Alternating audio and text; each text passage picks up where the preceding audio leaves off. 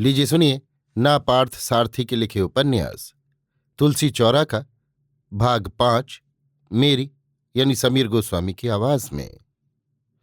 श्री मठ के शंकर मंगलम उत्तराधिकारी पंडित विश्वेश्वर शर्मा के प्रमुख कार्यों में एक कार्य मठ की जमीन को बटाई पर उठाना भी है।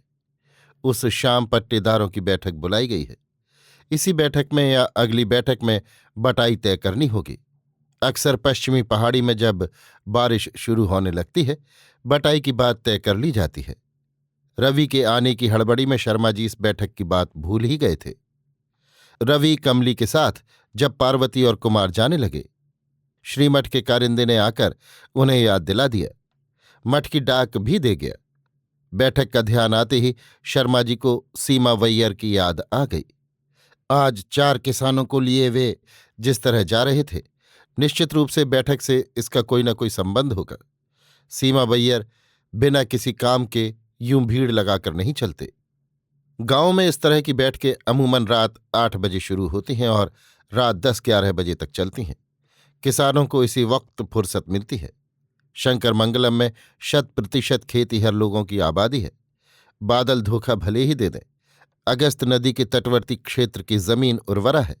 मठ की संपत्ति के बाग बगीचे, 2-3 गौशालाएं, विवाह मंडप, मकान, खाली जमीन सभी इसी गांव में ही तो थे। 2-3 वर्ष पहले तक शर्मा जी केवल धार्मिक कार्यों की देखरेख किया करते थे।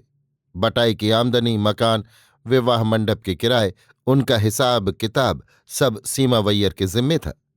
काफी घपला होने लगा, शिकायतें भी पहुंची, लिहाजा वो जिम्मेवारी भी शर्मा जी पर आ गई।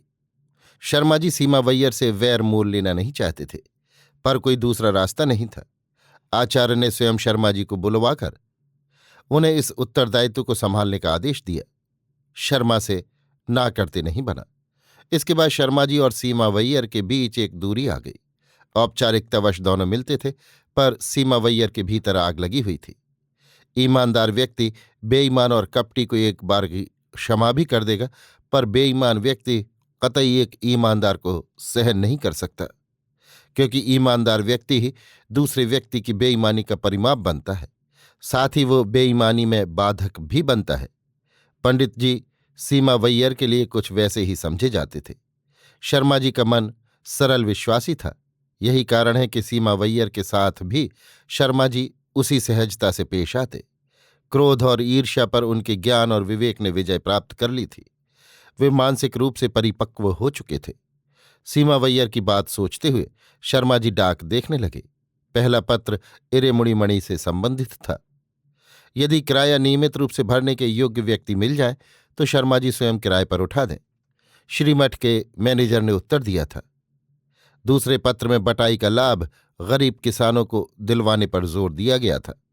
कुछ जमींदार और उनके कारिंदे या धनी ठाकुर गरीब किसानों के मार्फत स्वयं बटाई का काम उठा लेते। थोड़े बहुत रुपए देकर उन गरीब किसानों का मुंह बंद कर देते थे। इस आशय के एकाध शिकायती पत्र भी साथ में नत्थी किए गए थे।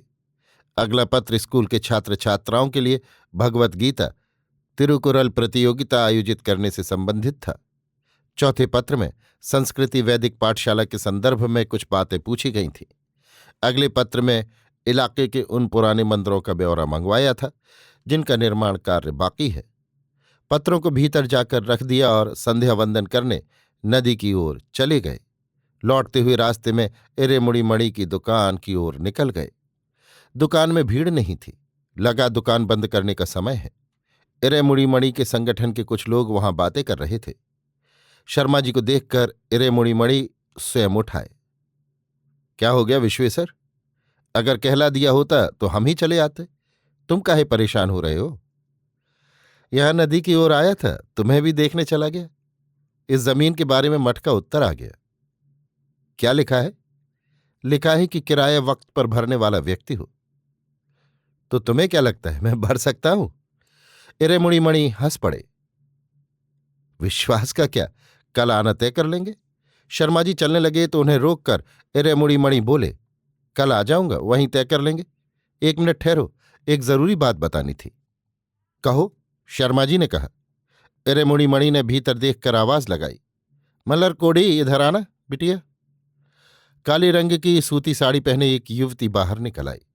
सांवला रंग था उसका, पर तीखे नाक नक्श थे। ये मलर कोडी है, यहाँ के अंतोनी प्राथमिक पाठशाला में टीचर है। हमारे संगठन की सक्रिय कार्यकर्ता है।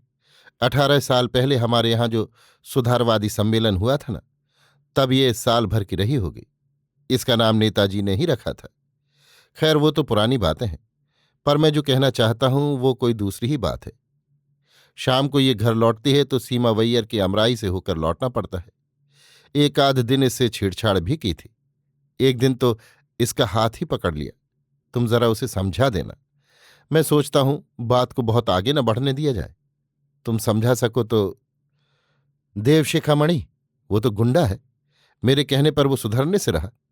गांव का बड़ा आदमी है, पैसे वाला है। आज शाम को 4 किसानों के साथ जरी का उत्तरीय पहने ऐसी शान से चला जा रहा था कि बस पूछ रहा था रवि के बारे में। मैंने भी बस 2 बातें कर ली। तो बेटा आ गया?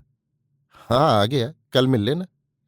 वो कुछ प्रेम व्रेम का जो चक्कर था, वो क्या हुआ? चक्कर भी साथ लाया है, देख लेना ना आकर। ऐसे क्यों कह रहे हो यार? उसकी जिंदगी में तुम काहे टांग अड़ा रहे हो?